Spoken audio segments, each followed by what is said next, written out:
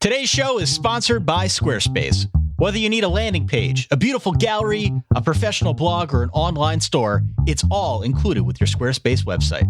Start your free trial today at squarespace.com and enter the offer code VERBAL to get 10% off your first purchase.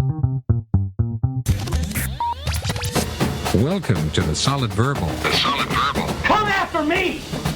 I'm a man! I'm 40! I've heard so many players say, well, I want to be happy. You want to be happy for a day? Eat a steak. It's that woo-woo! And now, Dan and Ty. Welcome back to the Solid Verbal, boys and girls. Ty Hildebrand here, Dan Rubenstein over there. solidverbal@gmail.com, as always, is our email address. 408-VERBAL1. That's 408-837-2251.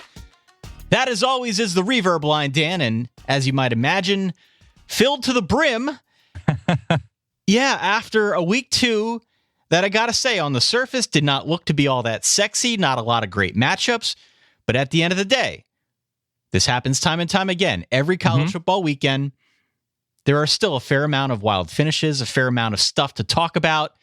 We're going to play those in a little bit. Our good friend Taylor from Red Shell Radio put those together for us bright and early. Don't forget, we're also on Twitter and Instagram and Snapchat and Facebook and anywhere else I forgot to mention. If there is a social media network out there, Dan Rubenstein, we are on it. Sir, how are you? I'm good. You mentioned filled to the brim, not unlike the stat lines of Lamar Jackson and Kalen Ballage for Arizona State. What was that about? And then that was Friday night, right? Yeah. So that was a fun way to start the weekend. So let's see. We have a weekend of teams that continued to distance themselves from subpar competition. Correct. We had a weekend of unexpected, underwhelming performances. Agreed. And I would argue a little bit of redemption. Redemption by whom? Danny Etling almost completing 50% of his passes, and that being good enough to pace LSU away from Jacksonville State. Yeah. Ole Miss played a complete game. Sure. That is a thing. Notre Dame sort of shook off some ugliness cobwebs from the previous week. Granted, it was just Nevada. Sure. I felt like there were enough stories. I mean, Oregon's defense seemed to get better over the course of a game, and Dakota Prukop looked more comfortable in the Oregon offense. You still seem very uncomfortable about talking about Oregon's defense. Yeah, it's we're getting into a talking to your kids part of Oregon hasn't lost, but their defense looks like that. Part of Oregon's schedule and plan. A little bit of redemption for Arkansas, winning not 1, but 2 September games. Yeah, how about it? I would say that's a little bit of redemption. Iowa not doing anything stupid in a game that they should have won easily and did win easily. So I would say it was, Central Michigan. I would say there were enough different qualities of Thursday, Friday, Saturday action to make it a compelling week to speak about. For sure. All right. Let's play your reverbs. 408-VERBAL1 again is the phone number, 408-837-2251. Let's get things kickstarted the way we often like to do so. Here are your week 2 reverbs. This slate of games on right now is so bad. I honestly wouldn't care if my best friend had scheduled his wedding for right now. This is Matt calling from the Three Rivers Casino in the North Shore in Pittsburgh. Hey, it's Joe from Brooklyn. Hey, it's Neil from Corpus Christi, a proud CMU alum. This is Todd from Birmingham. And it's 8:15, and I may be a little buzzed because it's going to take a lot to get through watching Penn State play Pitt today. Man, that Penn State defense is so soft. If only we had a song for that. The creamiest sausage cream you get from Mr. Saucy. Hey, a bunch of Penn State fans are headed to the airport in Happy Valley because you never know who may get fired on the tarmac on a random Saturday. Bonus round of real Penn Live comment or not for you. What was James Fraudlin thinking calling that last pass in the end zone? Penn State should offer Pitt a coaching staff trade. TCU and Arkansas are going into double overtime, and I would be very willing to bet a high amount of money that Arkansas is going to find a way to blow this. I'll call you back in a few minutes to make sure. Arkansas TCU is going into overtime right now. Regardless of how this game ends, you cannot deny that it is currently September. What a game, fellas. Just when I thought there was no excitement to be had at all, Arkansas and TCU didn't disappoint. Hey, Dan and Todd, it's Dominic from Dallas again. The reverse jinx worked. Old Bert wins. So nice, Bert. You guys can keep your Kenny Trill, your Kenny Hill, your Chubiakis. All I want is turpentine. Let's go. Currently, Texas looks to be the best team in the Big 12, and that is just close to being borderline erotic. Hey, I would freak out about how my Nebraska Corners were playing, but then I just turned to the Central Michigan-Oklahoma State game and say, well, at least we're not facing the Chippewas. Ooh-wah! Chip! Ooh-wah! Go Chip! Hey, Big 12, we're waiting for our call. Fire up Chip. Bring us in the conference. Boys, let's go. I hear 450,000 beers were to be sold at Bristol tonight. The reason? To make it even harder to see the field. It always seems like the weeks when everybody says no good games are happening is when the best games happen. Hey, Ty and Dan. Just got done listening to my Gators boat race, Kentucky. ESPN presents 30 for 30, the Kentucky-Florida football rivalry. I'm really glad Brian Polian brought Charlie Weiss's defense back to South Bend with him this weekend. This is one that's a long time coming. It's time to talk to your great-grandkids about an undefeated Army. Could 2016 be the year of secretly decent Army West Point? I'm scared and confused. I'm a big Troy fan, and we just got robbed. Sunbelt, maybe we're making a comeback, maybe not. Just watched Navy score on UConn again, and my question is, why does Bob Diaco wear a long-sleeve shirt when it's 100 degrees out? This game is horrible. If we put Kalen Balaj on the giant hamster wheel from Double Dare, how long until we achieve energy independence? I watched about a quarter of my Purdue Boilers on TV, and decided I'd rather watch a replay of Blue Crush on the Fuse Network. This was supposed to be a down week in college football, but 14 hours later, I'm still watching games. I love this sport. All right, Dan. There you go. Another lively batch of reverbs. Thank you again for calling in, for giving us your input. We, as always, do appreciate it. Where should we start? Do you want to start with the most entertaining and potentially most telling game of the week, or do you not want to talk about Idaho State, Colorado? I was going to say, are you going to Texas UTEP or Ohio and Kansas? Where do you want to go? Let's save Tennessee for second, but let's go to the most entertaining game. And that, to me, especially given the end was not in doubt, Arkansas TCU. Arkansas TCU. So the final score was Arkansas 41, TCU 38. This one went to double overtime. To be fair, Dan, this was a boring game for 3 quarters. And then, hold on.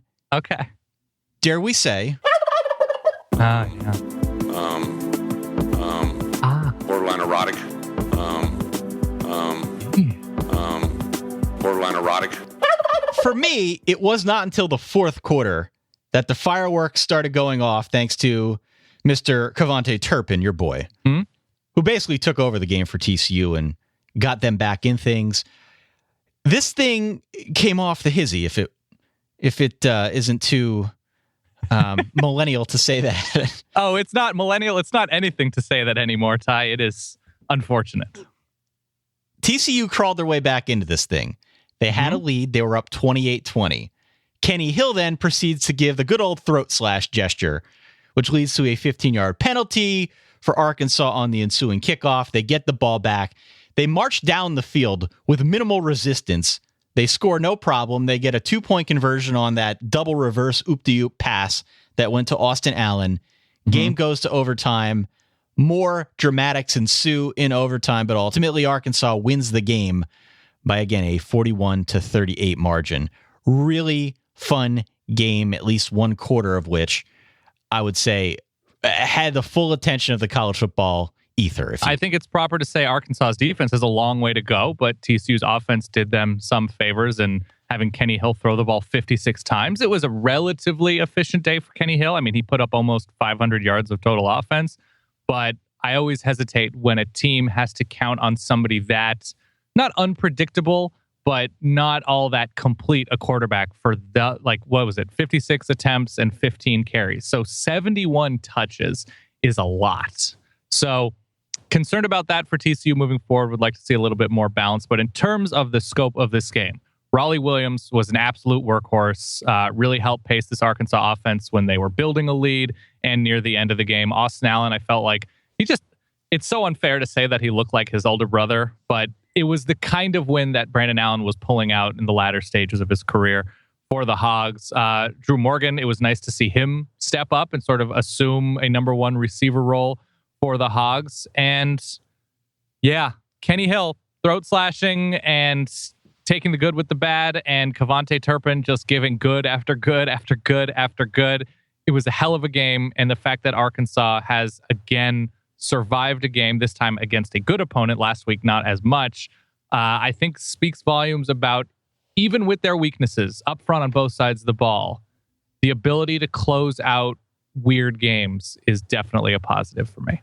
Absolutely. And on the TCU side of things, we talked about it on our preview show. 41 points against South Dakota State in week 1 was obviously not what we had expected. TCU was, in case you don't know by now, my playoff pick. Yeah. And I liked TCU. In the present tense? Yeah, no, not in the present tense. Okay. In the past tense, they were. Okay. I liked TCU before the start of the year because the defense looked to be very experienced. You figure you give Gary Patterson a solid, experienced defense with which to work, and he's going to work wonders. Well, we didn't see it against South Dakota State, and I was hoping we'd see it against Arkansas, and we simply didn't. It's going to be a long year for TCU if they can't get the defense in order, because Arkansas doesn't have what I would consider a dynamic offense, and they were able to score in crunch time pretty much at will. Yeah. They got to shore that up in the Big 12. There are a lot of powerful offenses in the Big 12, and I'm a little concerned about where it goes from here for TCU. Like the offense, hate the defense. Okay. Well, I mean, they're a Big 12 team. There it is. There it is. Let's go to that game, the battle at Bristol. Yes. Okay, you wanted to talk about this one. A very cool... Don't put this on me, Ty. Very cool setting for a game. Bristol Motor Speedway. Yeah. The official attendance was 156,990. It is, as you might expect, the largest crowd ever for a college football game. I'd have to imagine, Dan, there weren't any bad seats in the house except for pretty much all of them, because I was going to say for pretty much all of them, because when you saw the crowd shots, like the first person look from the 50-yard line seats towards the field, it didn't look like those people could see a damn thing. No, it looked pretty distant. I'm looking up how far Allentown is away from Bristol Motor Speedway, because if you squint from where you're sitting right now, your vantage my seats are just these poor people probably paid a pretty penny, and it looked like they were watching from the International Space Station. In all fairness, it was probably very cool to tailgate there. It was probably cool to just behold the spectacle and sight of Bristol, even if you're far away, to see that screen on the cables, sort of what felt like hovering over the field. Yeah. That was fine. That was legitimately, unequivocally, objectively cool. But sorry, I don't know why I used so many adjectives there. I'm very proud of myself. Bristol Motor Speedway in Bristol, Tennessee from Allentown is 516 miles. By the way, I think we went over on your Bud Foster prop. Oh my God, that was the easiest one I've ever come up with. There was one point in the game, and it might not have been the first quarter, but there was one point in the game where I was starting to fade a little bit, and I was dozing a little bit. And in my ear, it sounded like Reese Davis and Kirk Herbstreit just said, Bud Foster, Bud Foster, Bud Foster. Yeah. So that was a hell of a prop bet, and I feel like it's something we could do every week if we really wanted. Yeah, it was their version of Malkovich. Bud Foster. Yeah, you're right. It was easy. So we still need to get the final readout on how many arrests there were. I'm assuming somebody's going to write that story, but let's talk about the actual game. Tennessee wins 45-24. They came out flat, just like they did a week ago. They came out flat. Tech takes a really quick lead. They're up 14-0. It's looking like everything's going in their favor. And then Tennessee gets a fumble. And then, only then, the Vols start to actually feel it. The good news, Dan, is that Josh Dobbs accounted for 5 touchdowns. And that's probably a nice little boost in the arm for him. Totally fine. The bad news is that the passing game, I think, is still busted. There's still a problem there. He only threw for 91 yards. He had 3 touchdowns, granted, but still kind of yuck, at least as far as the passing game goes. Would you agree? I would agree. So I would say I agree. Yeah, he had 2 passes for, I think, a combined 61 yards, which means he had 8 for 30 outside of those completions. Nice. So, yeah, not phenomenal. But the fact is, Tennessee, and I've been sitting on this for a while, Ty, with that fumble in the second quarter, that's when things on a speedway took a left turn. Oh, yeah. Look at you. Balls. Yeah. Look at you. Yeah, so the good news is, and this is not unlike what I feel about Arkansas, the good news is Tennessee started out flat and Arkansas came out big, but they found a way to win in a game in which, for extended periods of time, they look kind of like garbage. And I don't feel particularly great about Tennessee moving forward because they're going to have to win in multiple ways against their schedule within the conference. What are they going to do when a team takes away the run and Josh Dobbs needs to, either down 5 and, things are somewhat open on the outside or downfield and they need to drive 79 yards in 3 minutes or something? That's the concern for me, that Josh Dobbs is a senior who, and this is something Ryan Nanny, Wake Up College Football, has brought up, looks kind of like a sophomore who's promising, but not putting things together quite yet. And he's a senior. He's been in this program for a long time. Whereas with Virginia Tech, they have their moments, but certainly they are in need of depth and talent and recruiting to the offensive system that Justin Fuente is evolving and putting into place. But Trayvon McMillan had a big run. Gerard Evans had moments, particularly with his legs, but also through the air, where he was able to find players sitting in a zone, finding players streaking open, the things that you would like to see from promising quarterbacks. So Tennessee, and the best thing on the field was their defense. The best thing that happened to Tennessee was their patience and not freaking out when they got down 14-0 early. But given the expectation difference between Tennessee and Virginia Tech, I'm a little bit worried about Tennessee moving forward on offense. Here's Tennessee's schedule. Next week, they've got a game against Ohio, but then it gets real in a hurry. Yep. End of September, at home against Florida. It's a good Florida defense. Yeah. First week of October, on the road at Georgia. That's fine. Second week of October, on the road at Texas A&M. That's a pretty good defense. TBD, but yeah, good defense. And then middle of October, they come back home against Alabama. I think we know the drill on that one. We're going to find out pretty quickly what Tennessee can do when a team takes away the run. And to the point of Virginia Tech, before we move on, too careless with the football, right? Too careless, too many turnovers, 8 penalties, just too many mistakes in general. But you're right, a lot of promise there. And I have every confidence in Justin Fuente to get all these things sorted out just in time for them to ruin Notre Dame's season in late November. Listen, Ty, Virginia Tech scored 24 points against a good defense.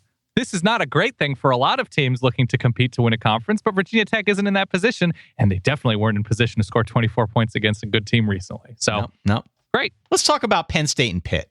Let's talk Penn State and Pitt, and that's a good jump off to the ACC and then the Big Ten.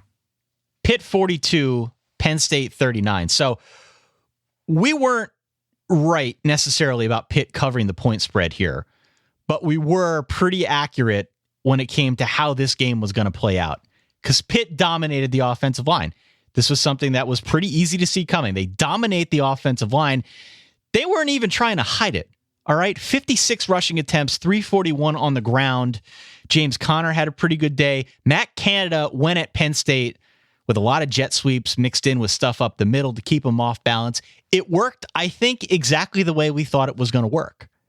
What I didn't necessarily expect was for it to be so lopsided, because they only tried to pass the ball 15 times with Nate Peterman.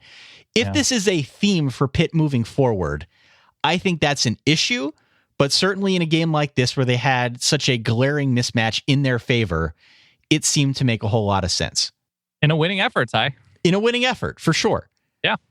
Trace McSorley, look. I like that's your let me level with you, everybody. Let's be clear here. Look. All right.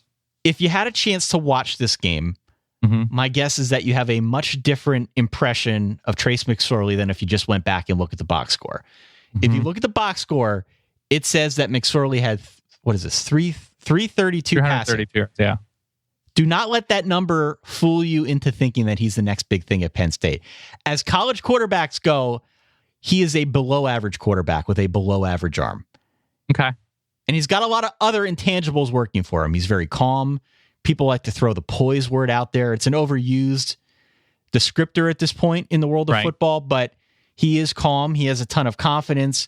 He made a clutch throw to Deshaun Hamilton that should have been caught and should have been the game winner, but it was dropped.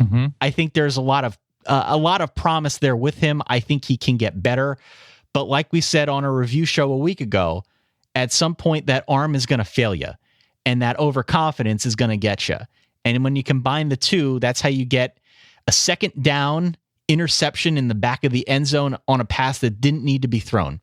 And that's why Penn State lost, because they fought and they scraped and they clawed with Saquon Barkley.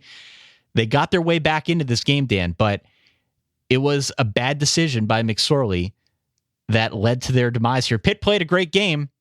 They did. They need to be better defensively, especially in crunch time, but McSorley let them down here on a pass that didn't need to be thrown. I was imagining your analysis as Gloria Stefan. Confidence gonna get you. Who was the last Penn State quarterback to have a rating over 140? Matt McGloin?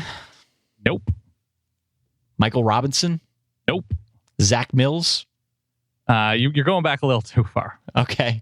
Darryl Clark? Darryl Clark in 2009, which doesn't seem like it would be a huge thing, especially considering how everybody felt about Christian Hackenberg before he got there and while he was there. But yeah, that was the last quarterback to be, and that's, I think, a baseline of Penn State. And granted, the defense was not there yesterday, but that's the baseline for Penn State. If they're fielding a good defense, just be efficient. Just get to a first down marker more often than not on drives, and like severely limit the picks. And basically, Penn State's looking for Scott Tolzien, and they are yet to find Scott Tolzien. Yeah. Well, again, I think there is some Where's the promise here with Penn State? Where do you see?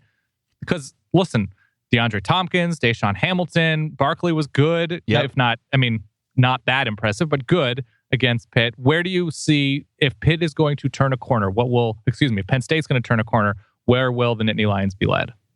Well, they need to get their offense working, I think, at a higher gear. Saquon, you say he wasn't impressive. He was very impressive. He looked good in this game. He just didn't have a whole lot of holes to work with. Right, that's true. And he had a very nice catch for a touchdown. Yeah. Sure. He's the real deal, and he's clearly their best player. They need to find ways to get him the ball, and they need to block for him. Now, the line, I think, through 2 games has been improved over what it was a year ago. Had to be, yeah. Has to be better. Defensively, that's going to be the thing for them, because along the line, just replacing so much. Now they've got some injury issues that have crept in as well. I think they can get away with a defense like that in the Big Ten, because there aren't a whole lot of electric offenses. But it's some combination of the defensive line playing better, keeping them in games, and then the offense playing at a higher level than it has the first 2 weeks. But this was, I think, a promising next step for them. They're just not there yet. What is our new Pitt nickname, if not secretly decent? Or are they secretly decent? Because they looked to be out in the open decent before the fourth quarter. I think they are. I think they're cautiously decent, Pitt. Cautiously decent. Okay. Yeah, because the Matt Canada offense leaves a lot to be desired, even though, again, 341 on the ground is pretty impressive. But I'd like to see more of a balance, and I think they're going to need to show more of a balance against some of the teams in their schedule. And part of that is depth on defense, sort of playing how they play in the first and second quarters later in the game, and sort of summoning that extra energy. All right, Clemson 30, Troy 24. Oh, my hunch is that a lot of folks didn't see this game because it wasn't really on TV. Do you know what channel it was on in New York? ACC Network. I got it on Watch ESPN using someone else's password.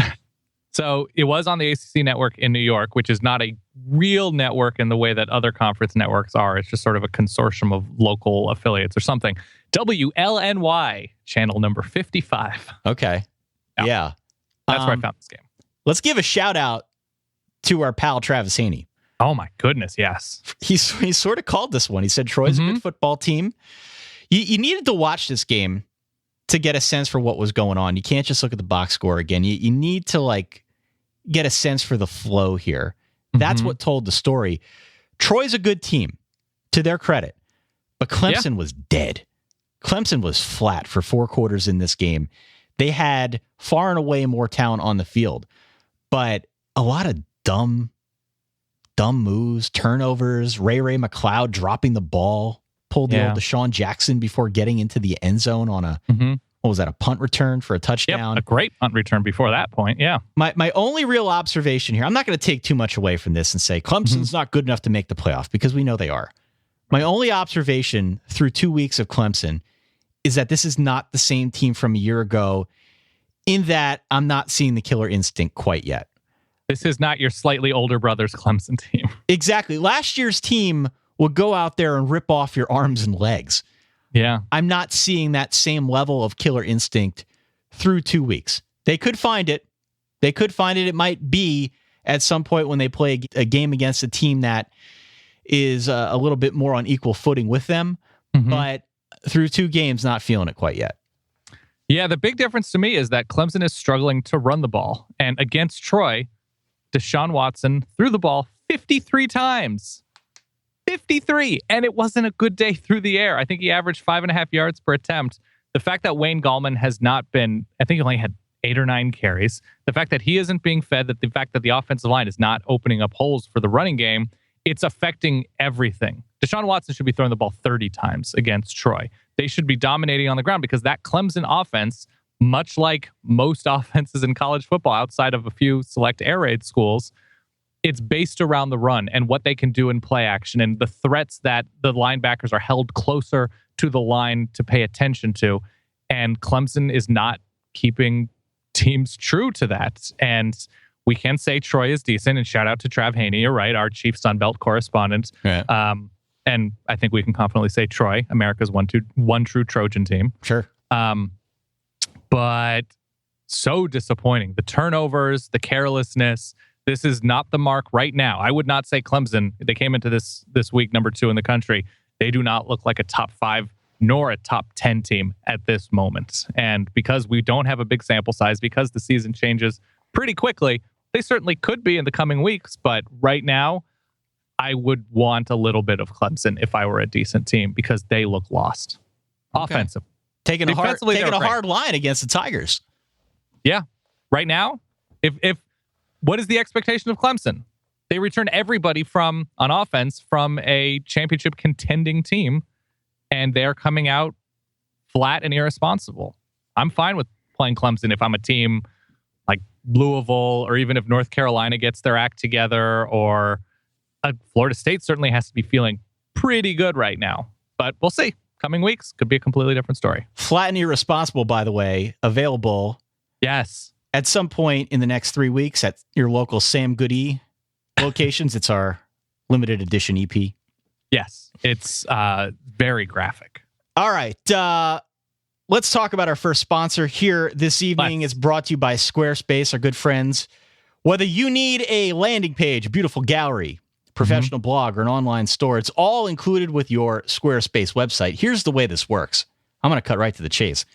You can start a free trial today at squarespace.com and enter the offer code VERBAL to get 10% off your very first purchase. Now, have you decided if you're doing the wedding thing yet? Are you going to do the wedding website? I'm doing a wedding thing. We'll be doing a wedding website. Hopefully Squarespace encourages password protection. That's what I did. That's what I did on mine. Okay. What was your password now that we're done with your process? I think my password was celebrate. Ooh, saucy. Yeah. I tried to go with some sort of verb, some sort of action verb to get people in the swing of things.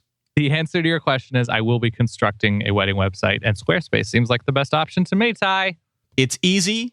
You can create it with Squarespace through a simple, intuitive process. Add and arrange your content and features with a single click of a mouse. You also get a free custom domain. So, danswedding.com. Give it a shot. Squarespace makes adding a domain to your site easy and simple. If you sign up for a year, you'll receive a custom domain for free for a year. They've also got great templates and seamless commerce tools. I know you're not necessarily looking to sell yourself off, Dan, but I'm going to sell tickets to my wedding. If you were looking to engage in some commerce, they've got seamless commerce tools in addition to customer support 24/7. Just on the off chance something goes wrong, 24/7 customer support. every member of their customer care team is experienced and knows how to work with Squarespace to get you what you want. Again, free trial, squarespace.com. The offer code's verbal. You can get 10% off your very first purchase, Dan. Offer code verbal, 10% off. The next time I go to buy a sandwich or go to the post office or something, I need to buy something, send a package, I'm going to lead with, hi, I would like to engage in some commerce, please. There you go. I would like to engage in some commerce. Thank you for helping me. Very good. Okay. So Florida State and Louisville are two teams that play in week 3. That's like the high noon kickoff game. It's at Louisville. Should be a barn burner. I know we're both excited about it. Florida State won 52-8 over Charleston Southern. Louisville won on Friday evening, I believe, 62-20. The big story there again is Lamar Jackson, 610 total yards, 5 more touchdowns, now has 13 on the year through 2 games, which is crazy. You look at these two teams, you look at what they've done to this point, Dan. Do you favor one or the other in that matchup next week just to win outright? Between Florida State and Louisville? Yeah. Yeah, Florida State. Okay. There are a lot of people who are going to jump on Louisville. That's why I ask. Yeah, and it's totally fair considering what Lamar Jackson is and how special he has looked thus far against not great competition, but Syracuse certainly better than Charlotte. But to me, Florida State right now, with how DeAndre Francois evolved over the course of the Ole Miss game, and certainly looked yesterday, I believe, against Charleston Southern, what the pass rush looks like for Florida State, it's the challenge for Louisville, I don't think, is going to be moving the ball. They're going to score. They're going to have electric drives, whatever. It is the depth on the Louisville defense that I'm getting a little bit concerned about holding up against a more pro-style power rush with Dalvin Cook attack that I just don't know how many teams are suited to play against that. And I like Louisville's defense fine, but I don't know if they have the top-end talent to compete with Florida State for 4 quarters at this point. Yeah, and that's fair. That was what we discussed in our preview. And it's on the road. Granted, it's on the road. It's at Louisville, and I think it's an early kick. I don't know who that favors. Noon kick. Probably favors Florida State. Yeah, well, whoever it favors, I think you're right about the defensive talent. This is a team in Louisville that brings back a ton defensively, and that's part of the reason why we're so high on them. Everyone seems to like Louisville so much, right? But again, it's a question of talent. How good is that experience? How good are those guys, and can they go toe-to-toe with a Florida State? It obviously helps to have a guy like a Lamar Jackson, who you know is going to be able to move the football. 8 damn touchdowns against Syracuse. I mean, he's really good. Yeah. But the question really is, how good is that defense going to be in crunch time against DeAndre Francois, and Dalvin Cook and Travis Rudolph? By the way, it's Dalvin Chef, sir. Cooks are inexperienced. Anybody can be a cook. Not anybody can be Dalvin. Dalvin Chef. Dalvin Chef. Okay, right. I really hope that doesn't stick. That was terrible. That's pretty bad. Right. But before we look ahead, Ty, there was an ending that was, I wouldn't even say controversial. I would just say bad. Oklahoma State lost. And they shouldn't have lost. And it was a wonderful play with which they lost for Central Michigan. But now we are going on another year, if you look back to last year's Duke-Miami results, in which this one is clear cut. This one is letter of the law. And I think it were MAC officials calling this game. Yep. Central Michigan was given a play that they should not have been given, considering the final Oklahoma State play. I believe it was intentional grounding on 4th down, which should have a loss of down results in the end of a game, end of regulation, whatever. Yeah, so Oklahoma State was just trying to pull that move. Right. There's a couple seconds on the clock. Mason Rudolph drop back and just gun it deep. Just throw it somewhere, right? They call intentional grounding on Oklahoma State. Now, that should not lead to an untimed down. Correct. For the team that during that play played defense, right? It's different if it's, a different set of circumstances, but that situation should not lead to an untimed down for anybody. Central Michigan gets it. They throw up the Hail Mary. It was a cool play as college football plays go. Right. That was fun. That was awesome. I saw you had the reins on our Twitter account and you were writing in all caps. Everybody was very excited. Yeah. But that's beside the point, because that should not have happened. Right. Where I kind of have a problem with it is, why can't they just say, oh, we screwed up and actually it's Oklahoma State. Oklahoma State wins the game. Yeah, I'm not sure what is preventing, because I know there are some bylaws, and I don't know if it's by conference or NCAA, where it's, extenuating circumstances, above and beyond something bad happened. These are grown-ups that screw this up, not an interpretation of a vague rule, of a cut and dry thing that I don't care if Central Michigan celebrated their amazing game, quote unquote, game-winning play. If a half hour, everybody agrees that it was a total mistake and should be nullified, the NCAA isn't new to saying something didn't happen or didn't exist. Right. Reggie Bush, USC's 2004 season. Who? Exactly. Who? Also, this very different situation. It's not like Central Michigan broke any rules, but grown-ups need to fix grown-up mistakes. And this was a grown-up mistake. I don't care if there's celebration. I don't care if the game ends. I don't care if the scoreboard changes. Oklahoma State was wronged, and it needs to be fixed. Yeah, this is not like one of those plays where we're debating about when the whistle blew. Right. And if it hadn't have blown when it did, everyone would have tackled the ball carrier and the outcome would have been... No, this is the last play of the game. Yep. This is the last play of the game. You can correct this, and I think they should. Now, I know there are rules against it, and I'm sure people will chime in on Twitter and Facebook and Instagram and via email and let us know why we're wrong. I don't care. I don't care either. It feels wrong to Oklahoma State. They won this game. It wasn't a pretty game. Right. It wasn't a pretty game. This game never should have been this close to begin with. Agreed.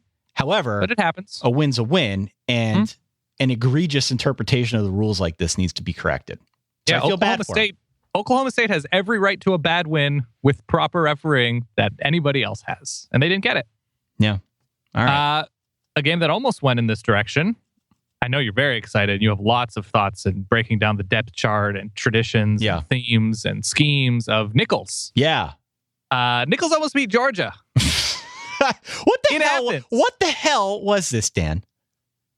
What the hell was going on here? Because this isn't like North Dakota State or Eastern Washington or South Dakota State. Nichols is not an FCS powerhouse. No, not so much. What the hell was this? Really bad offensive line play for Georgia.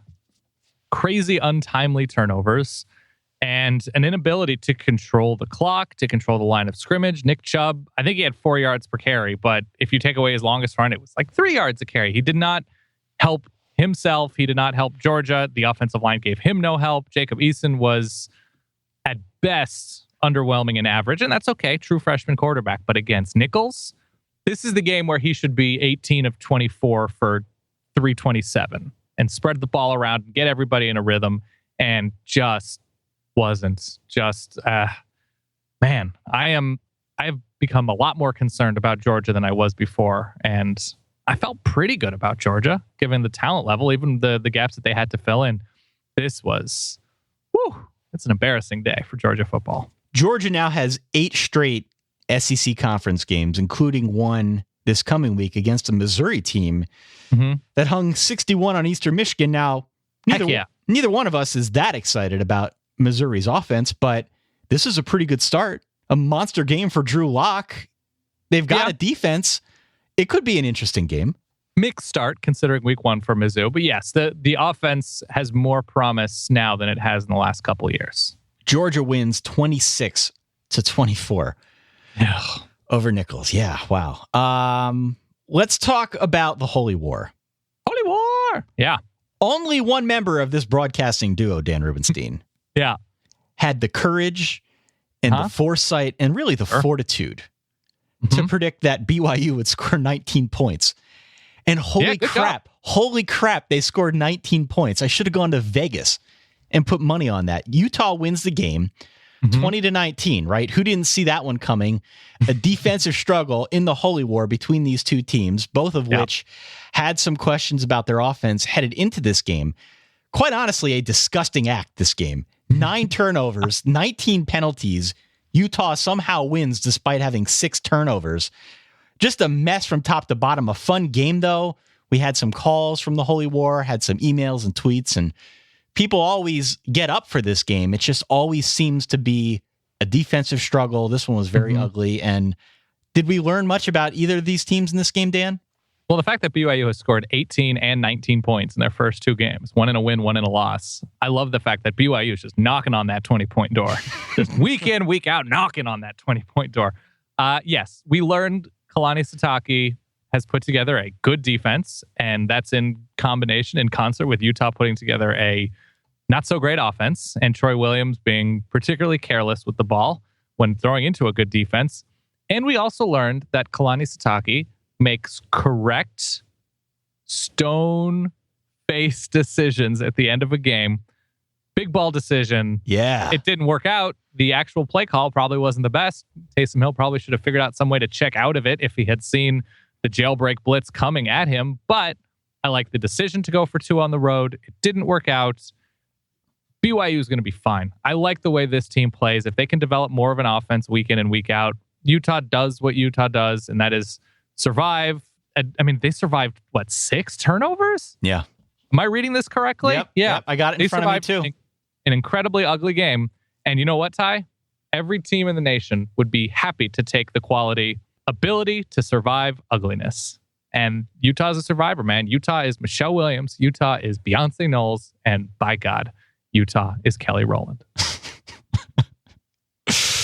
Okay. We're going to isolate that sound and add it to the soundboard along with our 18-wheeler sound, which is in production, and maybe a Kalani Sitake big ball sound. But went for 2. Didn't work out for BYU. They end up with 19 points. Puffs out chest. Okay. Knocking on that 20-point door. Now, let's stay out west here. Okay. A lot of fun games out west. Yeah, this, my friends, is what you call a good old-fashioned shootout. 1,264 yards of offense in Arizona State, Texas Tech. 68-55, your final score here, Dan. You mentioned at the top of the show, Arizona State running back Kalen Ballage had 8 total touchdowns in this football game. You know, if you were one of the dreamers, one of the pie-eyed dreamers, who thought to yourself, could this be the year that Texas Tech gets its defense in order? You would be sorely mistaken. Yeah, it's not happening. Not a good showing for Texas Tech defensively. Pat Holmes, for his part, he might be the new Nick Foles. 540 passing, 6 total touchdowns in a losing effort. But I'm kind of excited about ASU after seeing this. I didn't really know what to expect from the Sun Devils this year, but a nice game, obviously, for Ballage. Manny Wilkins looking impressive this week. First-year starter, very athletic. What are your thoughts here? Thoughts are as follows. Cliff Kingsbury has been in Lubbock for 4 years, and he has managed to build half a team. And that's probably not going to continue to sit well year in and year out if they can't build even an average, even a below average defense, which Texas Tech does not field right now. As for Patrick Mahomes specifically, incredibly talented. Feel really bad for him. I don't know if he is going to graduate after this year. Is he a junior this year? He is a junior. Yeah, he's a junior. Oh, man. Could be a hell of a grad transfer somewhere. Arizona State becomes the Pac-12's ultimate wild card right now because defense isn't all that great, but Manny Wilkins looks like a danger. Kalen Ballage is 100% a danger. He had, I think, 15 touches and 8 touchdowns.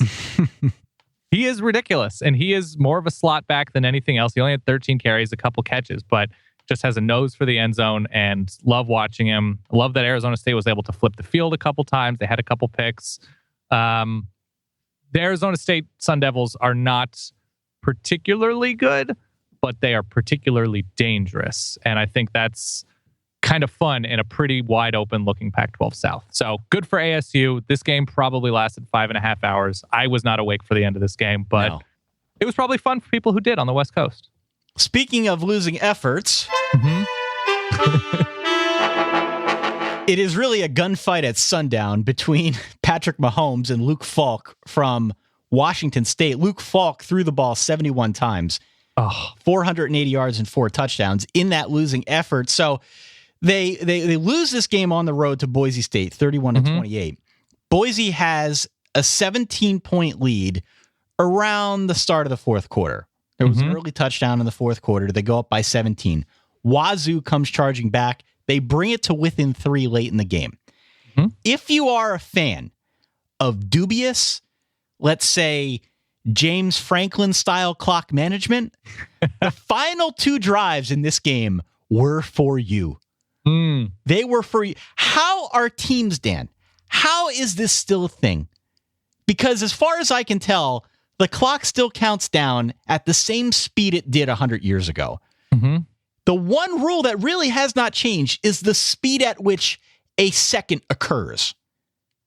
How are we still doing this year in and year out with bad clock management? Because both Boise and Washington State flubbed it. I was only half watching at this point, but what was very clear, and I admire Washington State and a lot of these air raid teams who are, we are a passing team. We are living by the pass, dying by the pass. This is who we are. We're going to do it better than anybody else. But situationally, against a team that is talented but vulnerable like Boise State looks right now, Washington State needs to be able to adjust and do things in different ways, and let's just throw it more. Luke Falk had a totally fine day, not overwhelming, not for an all Pac-12 quarterback like he finished last season as. Washington State took a step forward last year running the ball and helping to control the clock on the ground. They have taken a step back this year. I think it's fair to say after starting the season 0-2. Got good games from their receivers, which is not a surprise since they also sort of double as running backs in that scheme. But Boise State tried to hand it to them. I think Brett Ribbon turned the ball over a few times. And while they were good on the ground, they didn't dominate Wazoo on the ground. Thomas Spurbeck, a very good receiver for Boise State. But it's not like Boise State is an unwinnable game given Wazoo's talent level and improvements over these past couple seasons. And Wazoo is just a team that can't capitalize and can't adjust to do things even just a little bit differently. And again, admirable, but that's the ship they're sinking in. All right, let's run through some of the other games rapid fire here that we didn't have a chance to cover in a little more detail. But first, let's get a word from our sponsor, DraftKings, Dan. Yes. As you know, football season, the NFL, about to kick off in like an hour and 5 minutes here on my clock in front of me. The first Sunday. It apparently started Thursday night. Oh, is that so? It did start Thursday. You're right. Yeah. Our favorite Cam Newton. Trevor Siemian with like the only good thing for Northwestern football all weekend. I think, didn't Pat Fitzgerald wear shorts for the game? Okay, that too. But there's that. We got in trouble because we didn't mention that Dan Mullen wore shorts in week 1. People, Alabama fans, way into Dan Mullen's legs. The two things that they don't like are us neglecting to discuss Dan Mullen's legs, and when we like to, push buttons and instead of crimson go maroon with the jersey color. Yeah. Colors of Dan Mullen's legs. Come on. These are a few of Alabama fans' favorite things. Football season's finally here. It's time to put your fantasy knowledge to the test and win your share of $100,000 in DraftKings free week 1 contest. That's right. DraftKings hosting a free contest this weekend. Mm-hmm. Hurry on out. Sign up now. $100,000 in total prizes up for grabs. As you know, DraftKings.com, the destination for 1 week fantasy football. 1 week means no season-long commitments. Play wherever you want, whenever you want, with the players you want. Just pick your contest, draft your players, follow your team live, Dan Rubenstein. Mm-hmm. Renew old rivalries with friends. Prove that you are the superior GM. Or you could try 50-50 contests where the top half of all entries win cash. DraftKings, they even have contests exclusively for beginners. So there's something for everybody right now over at DraftKings. If you hurry on out there to DraftKings.com, and if you use the code SOLID, you can play for free this weekend. It's a $100,000 fantasy contest. This contest, again, 100% free. No reason not to play. Again, that's SOLID as your offer code. Play for free. Share $100,000 maybe this weekend. I don't know what you're up to. Good amount of money. Yeah, DraftKings.com. Of course, do check and see what eligibility restrictions may apply to you in your area. See DraftKings.com for details. Yes. All right. You want to finish out the Pac-12? Oregon, yeah. Oregon, your lock of the week. Oregon was my lock of the week. They did not cover, but they did win 44-26. Let me ask you this, okay? Mm-hmm. I don't need a full breakdown of this game. What I need to know, get it anyway. What I need to know from you is whether or not Dakota Prukop's growing comfort level in this offense is making you more or less excited for the Zaire, if you will, when it starts around the springtime. Malik Zaire will not be transferring to Oregon, but I am excited by Dakota Prukop and the steps he's taking towards becoming a very good college football quarterback against unproven competition at this point. Virginia coming off of an FCS loss to Richmond, a little bit of an ugly one at that. But as it relates to Oregon, Virginia, the story here is both Dakota Prukop becoming more and more comfortable in this offense. And as we've seen these past few years, against good and bad teams, Oregon receivers are going to get open, both because of the system, because of their speed, whatever the case, because of the threat of the running game. And Dakota Prukop is finding those open receivers. Now, he had a 77-yard touchdown pass, largely after the catch to Olympic hurdler Devin Allen. Devin Allen, yeah. And who hurdled as a celebration. But he was open down the seam, and he found him quickly, and he had a couple of those throws. He went through his progressions more comfortably. And right now, as it stands, given that almost nobody has played two good teams or even one good team, he looks like a top 15 or 20 quarterback in the country. This coming week against Nebraska will go a long ways to sort of cementing it one way or the other. Royce Freeman had a huge game against, granted, again, not that good of a Virginia team, but he had over 200 yards on the ground. The other big story for the game is Oregon's defensive front. They've got green linebackers. I think they're starting a JUCO guy at middle linebacker. They've got a true freshman in Troy Dye, who, again, is sort of a take the good, take the bad type. That front's getting pushed around. And if they're going to be pushed around and things aren't adjusted, and there is time to fix, that is extremely worrisome. Luckily, Nebraska's not all that great on the ground, but there are teams in the Pac-12, Christian McCaffrey, Myles Gaskin, play for a couple of them, that can take advantage. So they need to do way better in the gaps because Virginia ran all over them. And I'm a little bit worried. The defense was sloppy, but there were good moments and they sort of clamped down when they needed to. But Virginia should not be scoring 26 points against Oregon. This should have been, I agree, 52-16, 17, something like that. But Oregon, without a doubt, offensively, the offensive line looked a lot better without their starting left tackle for the majority of this game.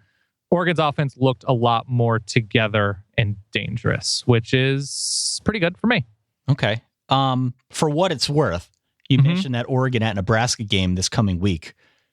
I've got a composite spreadsheet that we use to try and project out points. Oh, yeah. What is the... We'll talk more about this on our Wednesday preview show. But the composite is between ESPN's FPI. Our good friends over at Massey Peabody have sent us some of their numbers as well. We thank them for their insight. But right now, at time of recording, I've got that at about Nebraska -4. Okay. Which kind of surprised me a little bit. Yeah, they struggled until the end with Wyoming. Looked good against Fresno State. Tommy Armstrong against a vulnerable defense. Yeah, I think that's not unreasonable. We'll see. We'll see where it goes. Elsewhere in the Pac-12, Washington continued to look very, very good, but it was Idaho. But listen, that's what really good teams should do. And again, number 2 on the march to 15.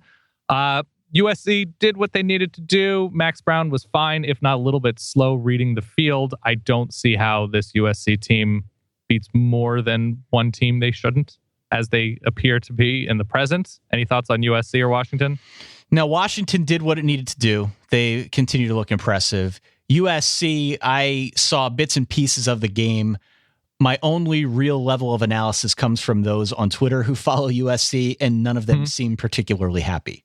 No, which is weird of a 45-7 result, but yeah, it was a bit of a sloppy showing, but whatever. UCLA people, too, fall into that category. I don't blame them either for what they did against not feeling great, I guess, against the run with UNLV. Yeah. It was 28-21 into the fourth quarter. Yeah. UCLA separated at the end, and Josh Rosen throws some nice balls, didn't throw any picks. But yeah, UNLV able to move the ball on the ground against UCLA, and much in the way that there should be some worry with Oregon up front against the run. At this point, maybe a little bit with UCLA, although I would be much more encouraged by UCLA's talent level. On defense, Cal lost to San Diego State, and you, sir, and I as well have said Patrick Mahomes in a losing effort, but don't count out another Cliff Kingsbury. Do you want me to throw this one in there too? Please. Davis Webb doing work. Yeah, in terms of pure numbers, it might be hard to argue against 522 yards, although he did have 3 picks. I think Patrick Mahomes only had a couple. So maybe the edge there is to Patrick Mahomes in terms of fun play in a losing effort. But and I assume this is what's going to lead PTI, the Davis Webb, Patrick Mahomes losing effort argument. San Diego State's really good. An unsung, really good team from last year. And Donnell Pumphrey ran for damn near 300 yards and 3 touchdowns against, I don't think we think the Cal defense is particularly good, but they're a Power 5 defense. That's a thing. Donnell Pumphrey should continue to terrorize everybody that San Diego State plays, and that's a good football thing. It's so funny in some of these games, whether it's Cal or Texas Tech, and I believe Washington I had that State. Yeah, I had Cal to cover. You liked San Diego. I like State. Donnell Pumphrey. You like Donnell Pumphrey, sure. But what I was going to say is, it's so funny to watch some of these teams because it's like legitimately a Pro Bowl defense, and I'm not talking Pro Bowl caliber defense as in all-stars playing defense. Yeah. I'm saying effort level. If you watch some of the plays in that ASU Texas Tech game, it's almost like Texas Tech isn't even trying. It's incredible. Yeah, you're not wrong. All right, what else happened in the Pac-12? Colorado looked good against a bad team. Arizona almost lost to a bad team, and I think we hit everybody. We hit the Holy War. We hit USC Washington. You want to hop over to the Big 12, which is in the middle of a nightmare couple weeks, other than if you're wearing burnt orange? Yeah, so Oklahoma, West Virginia, they get the job done. Mm-hmm. Texas and Shane Bichelle, again, the second coming. Mm-hmm.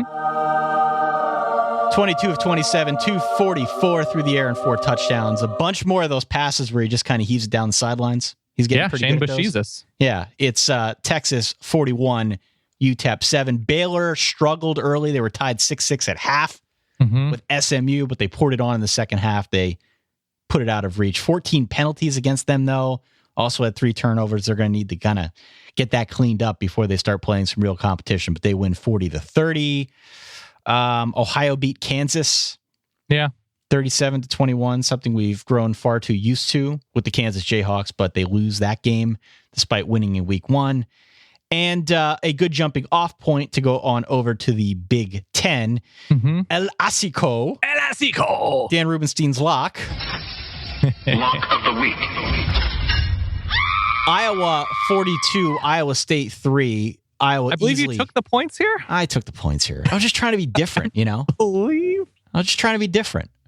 Oh, Ty. Iowa easily covers that 15-point spread. Yes. And wins by 39 here. Yep. Everybody was efficient. Everybody was good for Iowa on both sides of the ball.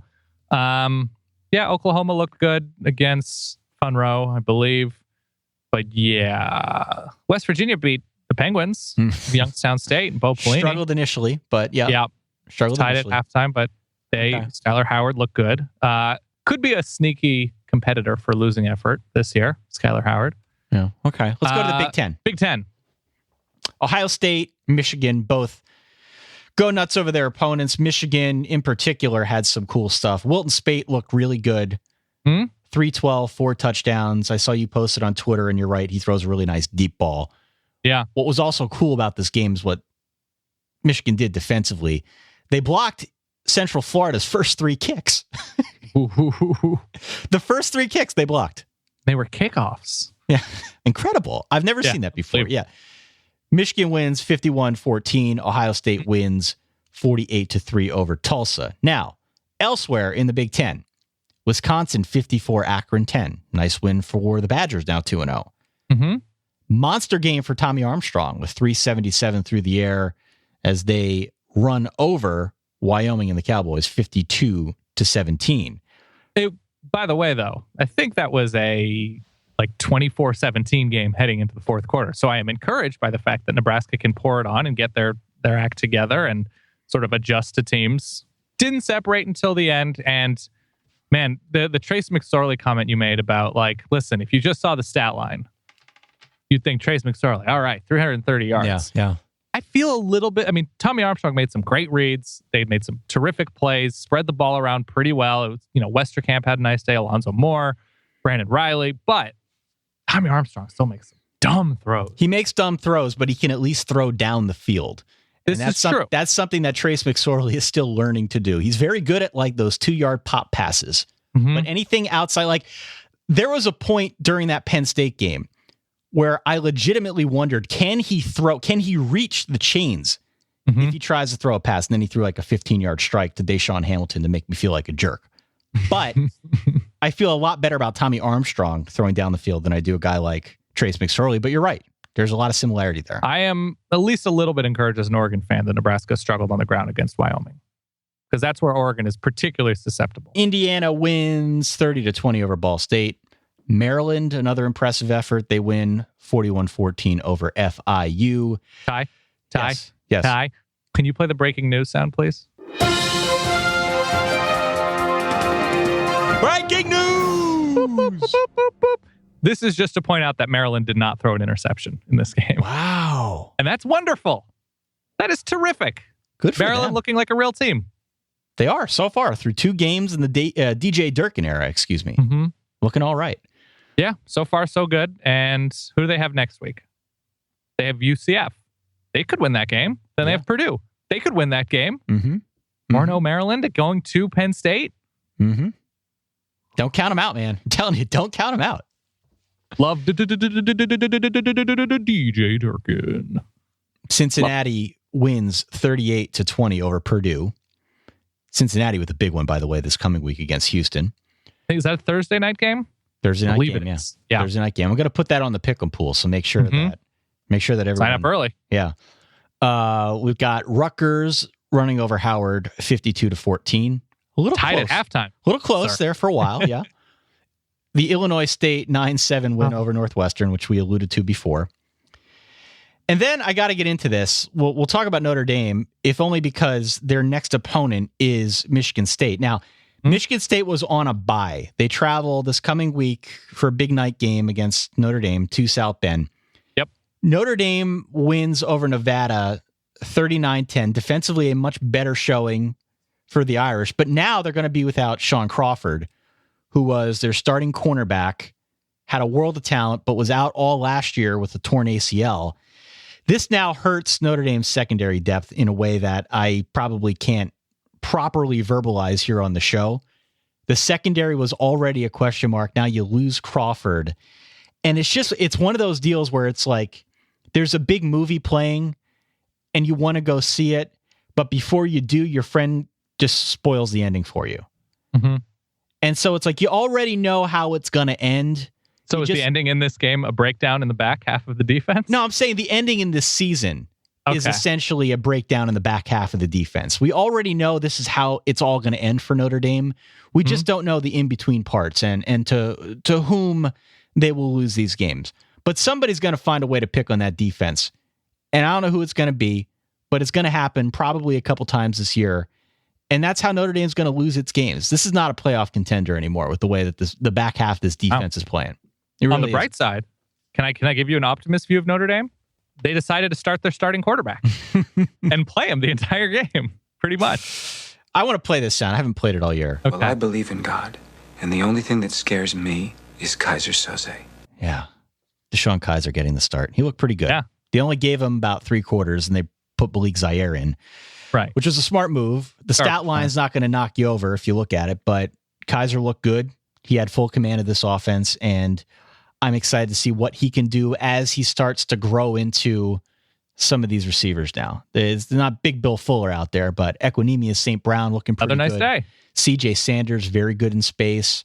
I'm excited to see what some of these younger guns, Kevin Stefferson, what can he do? Yeah, they've got talent out there. It's just going to take a little while for everyone to start gelling.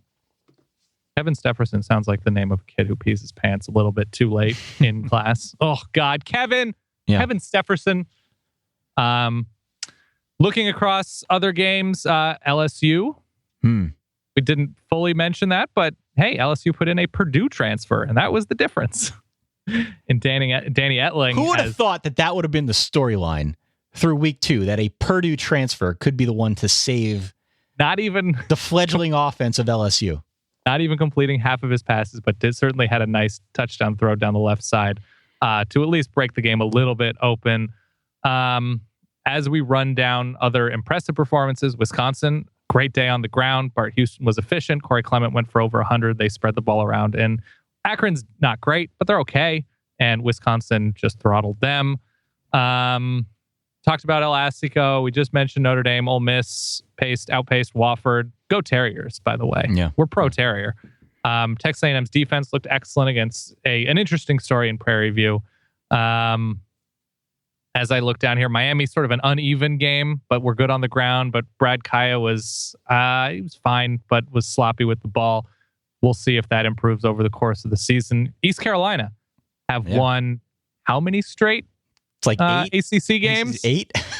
They have won 8 straight games. Philip Nelson, who I believe transferred from Minnesota, had a nice day for the Pirates, and East Carolina driver's seat for the Big 12. Got it. I think they've already been counted out, but. Outside of that, we have 2-0 Army, which is worth mentioning. Yep. Boston College scored double-digit points against an FBS team. Yeah, that's worth mentioning. Temple with a nice bounce back against a non-FBS team in Stony Brook. I think this is the first time in decades that all 3 service academies are 2-0. Yeah. So that's a thing. Ty, Wake and Duke. Wake and Duke was actually one of the more entertaining games of the day. Offense. Yeah. Wake wins 24-14. Alabama, 38-10 over Western Kentucky. Jalen Hurts looked really solid, I thought. Yeah, offense sloppy at times. But sure. Auburn putting some points on the board, which I'm sure Auburn fans like to see, 51-14 over Arkansas State. Florida. Let's mention Florida. We don't want to go an entire show without talking about how well they played in this game. Luke Del Rio, 320, 4 touchdowns, had a nice long one to Antonio Callaway earlier in the game. The defense forced 4 Kentucky turnovers, held the Wildcats to like 150 total yards. Yep. They're playing at a pretty high level right now, so I think you're excited if you're a Florida fan. I think Florida defensive backs at one point, I heard this morning, had more catches than Kentucky receivers, Kentucky pass catchers. That would make a lot of sense. Problematic because Kentucky might be particularly bad, and Florida should be pretty good. Georgia Tech, again, just Mercer, but 35-10. We've seen weird performances from Georgia Tech recently. They're now 2-0. Our home dog of the week, Illinois, not living up to the bill. Early on lived up to the bill, but UNC wins by 25, 48-23 on the road. By the way, if you're a fan of home dogs, if you're a fan of the home dog sound, I'm not going to wear it out and play it here. But if you like that sound, you might want to listen to our Wednesday show. A lot of home dogs this coming week in week 3. Mississippi State held on-ish against South Carolina, who looks like they're just going to be a struggle bus all year long on offense anyway. Hold on, I'm jotting down another sound I need, struggle bus. Okay. So it's not my word, but it's a good term. Whoever it is, thank them. Yeah. We're going to make a sound. We'll send it to him. Feels like it's Holly Anderson's because most good terms are that have crossed. By the way, I think it was in the TCU game. There was like an 8-year-old, possibly like a shirtless 8-year-old. It was a shirtless 8-year-old. The baby surrender cobra. Yeah. Oh, the junior cobra. I think we hit everything big. Hawaii with a nice first win after traveling 10 trillion miles around the globe 44 times. They beat Tennessee Martin at home in a Did we shootout. Talk about Dan Mullen's shorts? Oh my God, we should. Did we talk about that? Okay. We'll say that till next episode. It's weak if we don't. So make sure we do. Okay. Well, look, week 2 in the books. Yeah. It really was. Did you have a good Saturday? I had a good Saturday. Yeah. Did you watch all the games from home? Did you go out? I went to a sports bar. I didn't really want to tell this story. I haven't even told the story to the solid wife. It's a place of honesty. I was at a sports bar on Saturday to watch this game. And I know you're a tennis fan.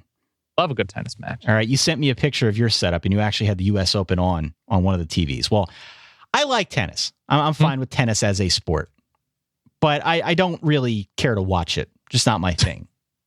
Listen, I like that you exist. I'm not going to acknowledge you with my attention, but I like that you exist.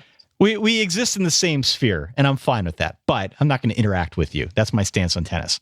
I'm terrible at tennis. I don't particularly care to watch it, but I know a lot of people are into the U.S. Open right now. So that's the thing.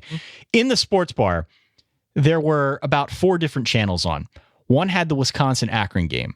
Another had Wake and Duke. And then the other 2 had the U.S. Open finals on. This was during the Notre Dame game. Me and the solid wife, we walked into the sports bar thinking, we can watch the game somewhere. It wasn't on. Right. So I kindly asked our server if she would mind switching one of the televisions to the Notre Dame-Nevada game on NBC. She said, sure, no problem. So I saw the servers kind of communicating up near the, the switches up there near the front of the restaurant. And they proceed to switch both TVs that had the U.S. Open final over to Notre Dame and Nevada. I'm fine with this. Works fine for me. The solid wife couldn't care less. All is honky-dory, except for the one angry tennis mom and what appeared to be her 12-year-old son, who picked up and left in a huff mumbled under their breath to maybe me and definitely our server about kill everybody. Yeah. How could you change the channel? I don't know what set it was in. I didn't care. Right. How could you change the channel here? And she was glaring at me with this evil glare from across the room, and then they walked out. And this is the point at which I texted you and said, I think we're about to have a standoff here at the sports bar because I asked to get the channel changed and they complied. Mm-hmm. So I didn't have to throw down, but I was ready to if I needed to. Good. I'm glad your aggression is already in mid-season form. It's there. I like it. I ate like 2 pounds of dip yesterday, and I have paid the price. Brian Nanny, our pal here at SB Nation, makes. You've had this dip, I believe. The bean dip? The black bean chorizo and black-eyed pea. It's great. And collard greens and cheese and cream. It's heavy and it's wonderful and it's the best dip that exists. And tweet Ryan if you want the recipe. Yeah. But it was just a tray. Our pal Bill Barnwell came over of Pop Punk Emo fame, obviously. Sure. Pop Punk Emo show. And there was just a giant brownie pan worth, a 13x9 or whatever tray, giant bag of tortilla chips. And I think it arrived a little after noon. And from about noon to 9 p.m., it was just a distance eat for me. It was just long range eating. It was like, and I have paid a price this morning, Ty. Now, do you mix that with any alcohol? I didn't have any alcohol. I just had water and some coffee throughout the day. And then at night, I just had some roasted vegetables for dinner because I'd eaten so poorly. Does anybody else in your viewing party mix it with alcohol? I think, let's see. Because here's what I'm discovering. I don't know. Here's what I'm discovering. Before we did this show, before people expected a certain amount of quality from this show, I'm so sorry if you did. This was like last year, but yeah. Before things started to get real with the Solid Verbal, I would engage in a few adult libations. Sure, why not? College football Saturday, and I still do to some extent, depending on how much Notre Dame's losing by. Mm-hmm. But I find that for an all-day affair, if you start before like 4 o'clock, you have virtually no shot of making it through like the 12:30 hour. I mean, it's just like a knockout punch. So I can't do it anymore. I got to figure out if I'm going to start drinking coffee at like 4 p.m. I really made that mistake last night, but I'm, in retrospect, glad I didn't. I was up till I made it into the beginning of the fourth quarter of the Oregon game, but there was no reason to stay up knowing I had to be up early for work this morning. So that's rough. We're getting old. Not young anymore, Ty. I was just about to say that. I can't eat 2.5 pounds of chorizo. We're not that young. Man. All right. Well, it does. Give us a call at 408-VERBAL1 or send us a tweet. We're still younger than Taysom Hill. We should point that out. Yeah. We're still younger than Taysom Hill. Let us know how your Saturday went. Let us know what you've got planned for this coming Saturday.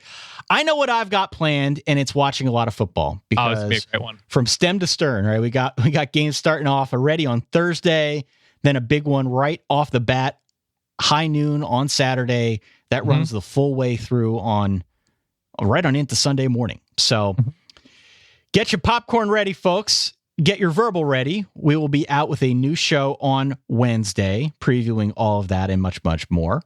In the meantime, if you've got anything to say, give us a holler at solidverbal@gmail.com or on Twitter, or on Facebook, on Instagram, or on Snapchat. We'll be snapping some stuff out over the next couple days, Dan. Yeah. I will talk to you on Wednesday, okay? I think that's totally cool by me. For that guy over there, Dan Rubenstein, for myself, Ty Hildenbrand. Thanks again for tuning in to The Solid Verbal. If you like what we do, tell your friends to subscribe at itunes.com/solidverbal. We'll catch you all in a few days. Stay solid. Peace.